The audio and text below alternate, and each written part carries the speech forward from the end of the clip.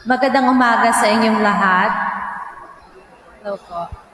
Ako po si Bordador and yung ating pagninalayan ay, if you think about it, forgiveness, napakahirap po talagang gawin yon pag may gumawa sa inyo ng mali.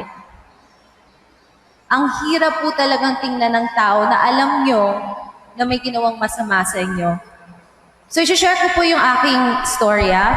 Hindi ko po alam kung kilala niyo po ako, pero ngayon po nasa TV ako, nasa radyo ako 6 years ago, pero bago po nun, bago po ako bumalik sa outside world, nawala po ako for nearly 5 years. And it's because nakulong po ako. For nearly 5 years, I was in jail for a crime na hindi ko po ginawa.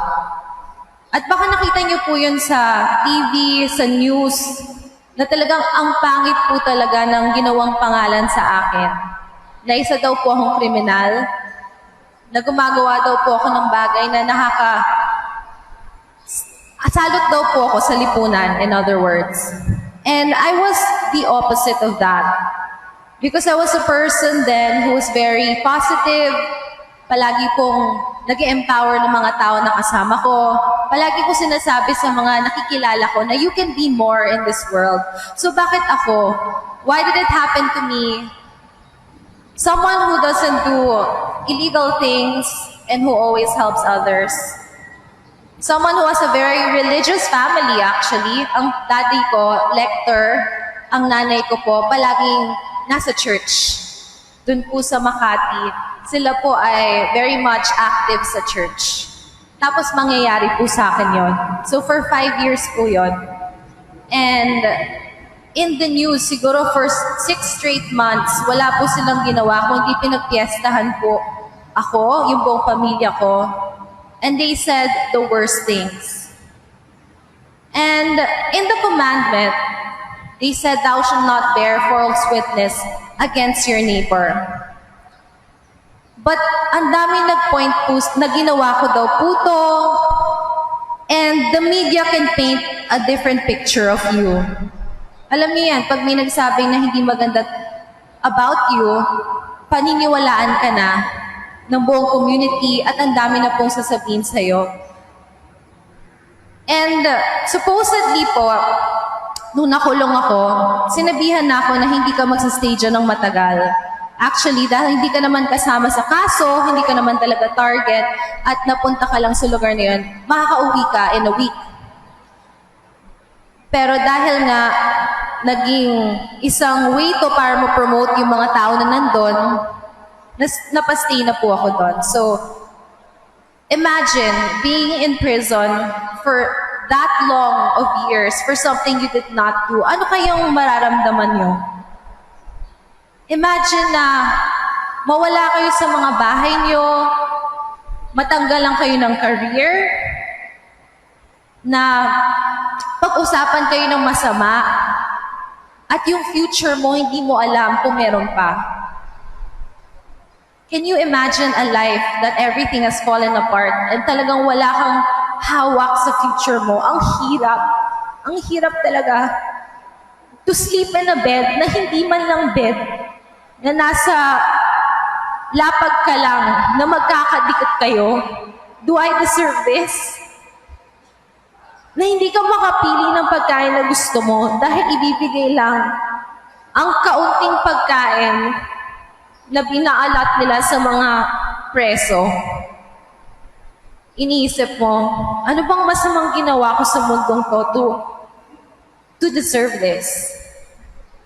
To wear clothes na kitang-kita nyo naman, gusto ko magbihes, pero doon yellow shirt and brown pants, araw-araw. Na dalawa lang yung papalitan kong damit. Na walang tubig masyado kasi bawal maligo. You know, several times or in a week, ang konting times kami naliligo dahil ang konti ng tubig. Basically, nasa isang lugar ako na outcasted. Bakit sila bibigyan, mga criminal sila?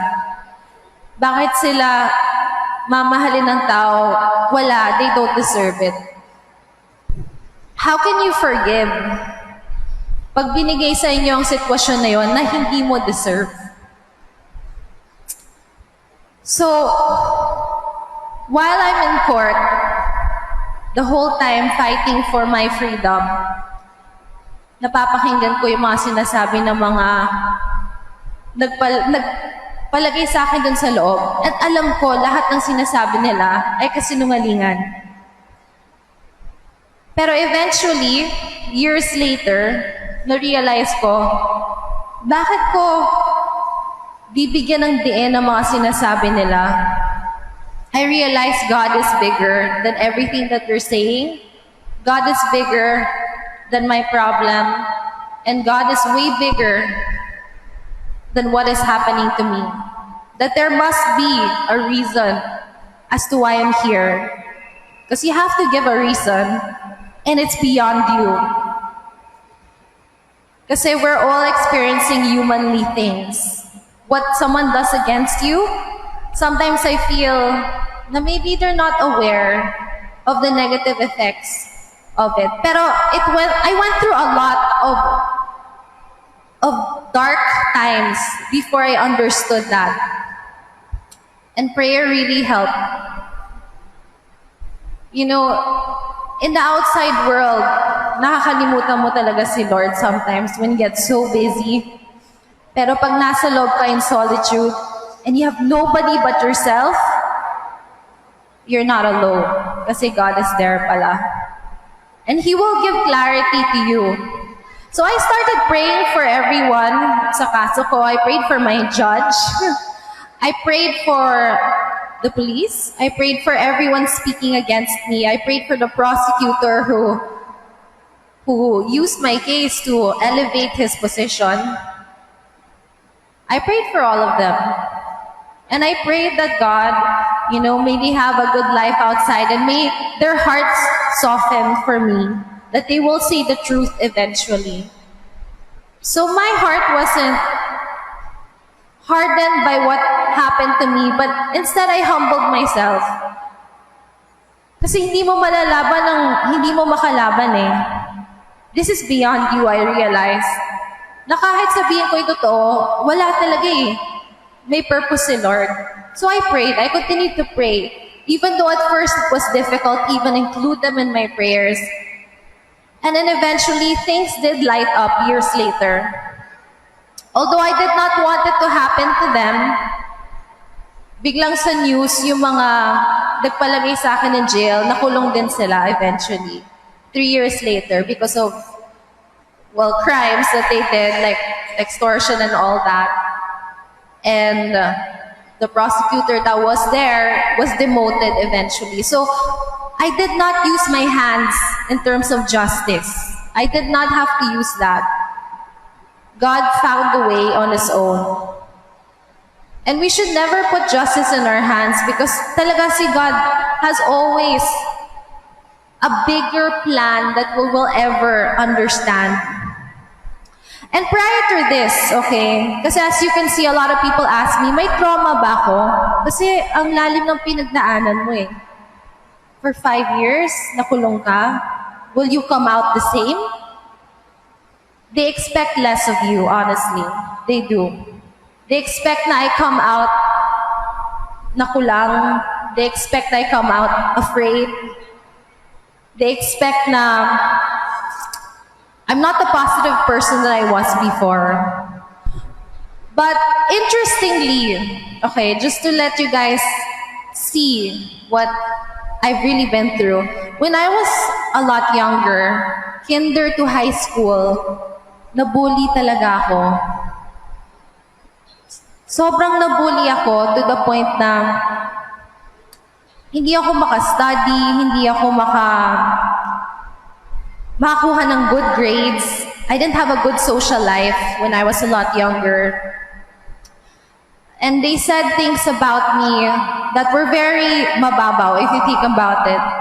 Sabi nila, pangit ako, wala daw akong hygiene. Basta lahat ng pwedeng masabi sa isang bata at ma-hurt ako to the point na hindi ako makagalaw ng normal, hindi ako makapagsalita. I couldn't even raise my hands in school to answer a question of a teacher because I had low self-esteem and I had low morale. And from kinder to high school, I could not understand why I was being bullied. But years later did I learn that the strength I got from that bullying will ensure me that I will not get as affected as I should have when I was in prison. Because when the entire world bullied me, I understood I had strength that I learned from the past. So sometimes when things go wrong for you in this moment, I believe it's being for you to be prepared for a greater thing that's about to happen to you. And we have to be grateful. So I wake up every morning now extremely grateful. I'm here breathing, I'm in a church. Kung alam niyo lang, napaka-grateful ako sa Sacred Heart. Dahil Sacred Heart, pumapasok po yan sa kulungan. And ang tawag po namin ay service provider sa Sacred Heart. At pag pumapasok sila every week, nagkaka-sharing po kami. Una may mass, tapos may sharing.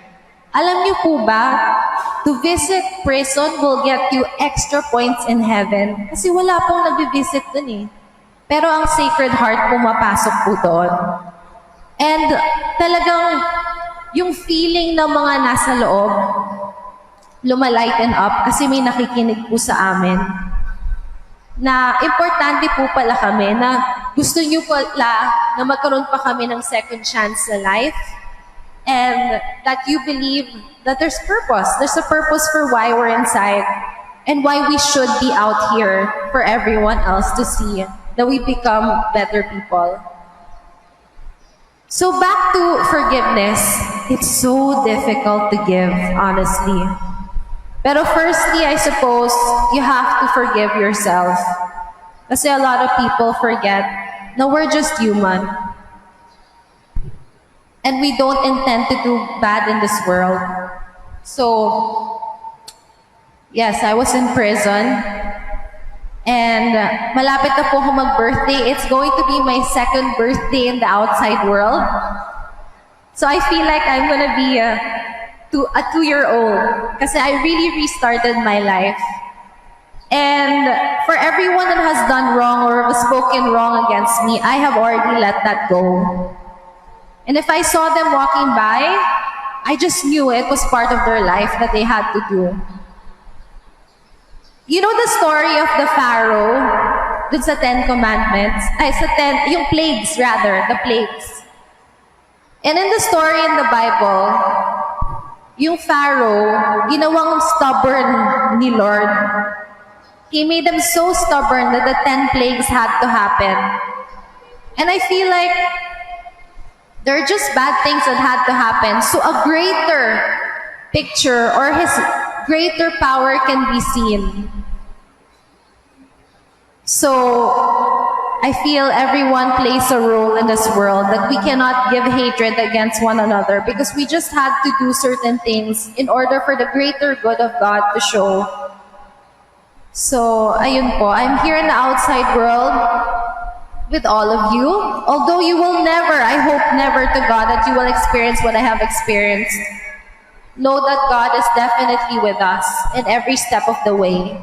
Could it be a bad situation wherein you have lost someone, you have lost something dear to you, you have lost your job, you have lost your career? It's all part of God's plan. And you will become greater than you've ever been before. So as you walk in your straight path, forgive one another, for this is just temporary. Every single morning is a beautiful day, and I hope you guys understand that. Thank you so much.